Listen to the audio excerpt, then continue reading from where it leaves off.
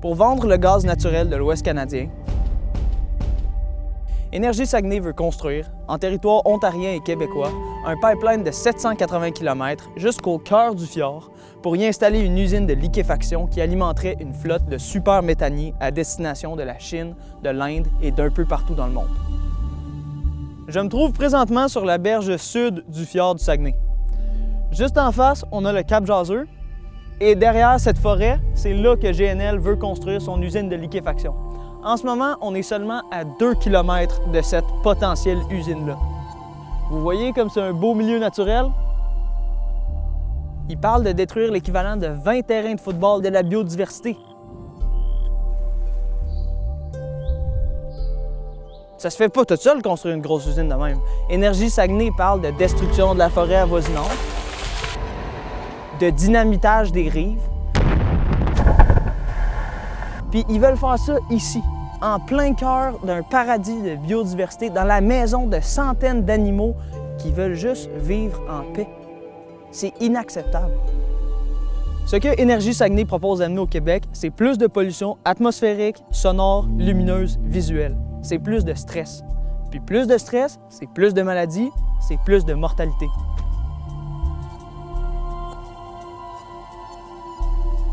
Je suis allé lire les 40 pages du document d'étude d'impact d'Énergie Saguenay.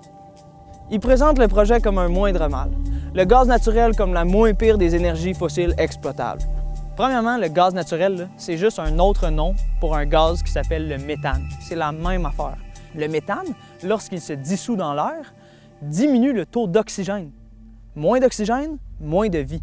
Le gaz naturel, comme ça, c'est du méthane qu'on rejette, qui est l'un des pires gaz pour le réchauffement de la planète, pour les changements climatiques. Les engagements environnementaux que GNL Québec propose suite aux consultations publiques. Réduire le bruit de ces bateaux d'exportation, faire de la recherche scientifique pour réduire le bruit des bateaux, sensibiliser les visiteurs du fleuve aux enjeux environnementaux et enregistrer les données de ces dommages à l'environnement. Il parle de 1 super méthanier par jour qui va traverser le fjord juste là. La pollution sonore est déjà une cause de mortalité majeure pour les belugas et autres habitants du fleuve. Les belugas et moi-même, on veut pas de bruit industriel diminué. On veut aucun bruit industriel supplémentaire. La combustion d'énergie fossile par les bateaux de transport rejette des hydrocarbures aromatiques polycycliques dans l'air et dans l'eau du fleuve.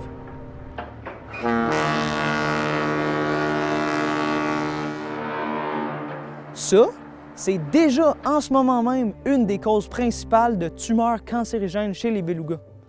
On n'en veut pas plus que ce qu'il y a déjà, on n'en veut juste pas.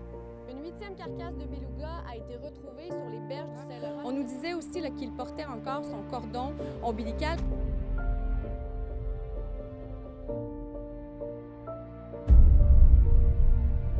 C'est plus le temps de choisir le moindre mal, c'est le temps de faire le plus grand bien. Le gouvernement est prêt à leur faire un rabais sur l'hydroélectricité d'en moyenne 130 millions de dollars par année. Le go, ça c'est au moins 4000 serres solaires passives que vous pourriez faire construire.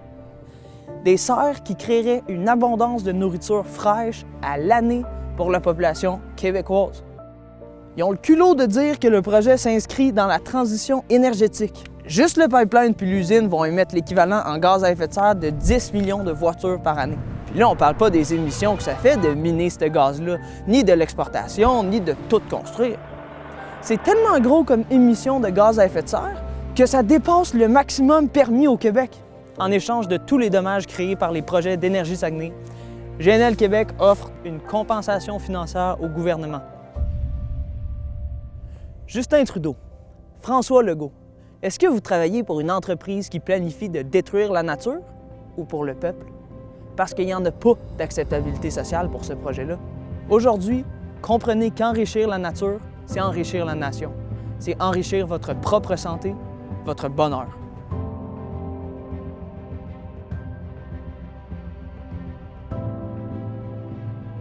Pour nos amis les belugas, comme pour les êtres humains de nos communautés, je dis non à GNL.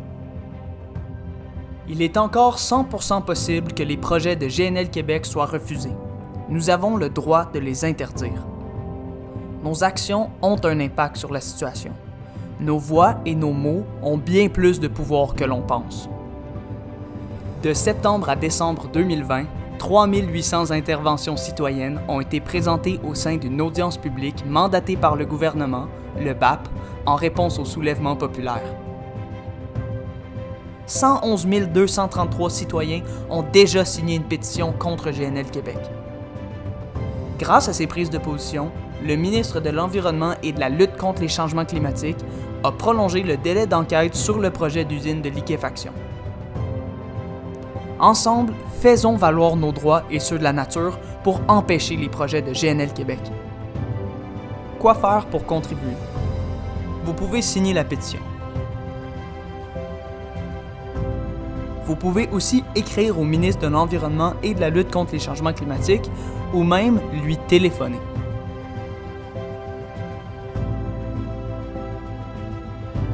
Quoi lui dire?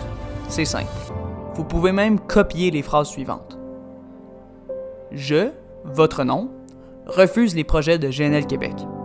Ou encore, je, votre nom, reconnais que les projets de GNL Québec enfreignent la loi naturelle.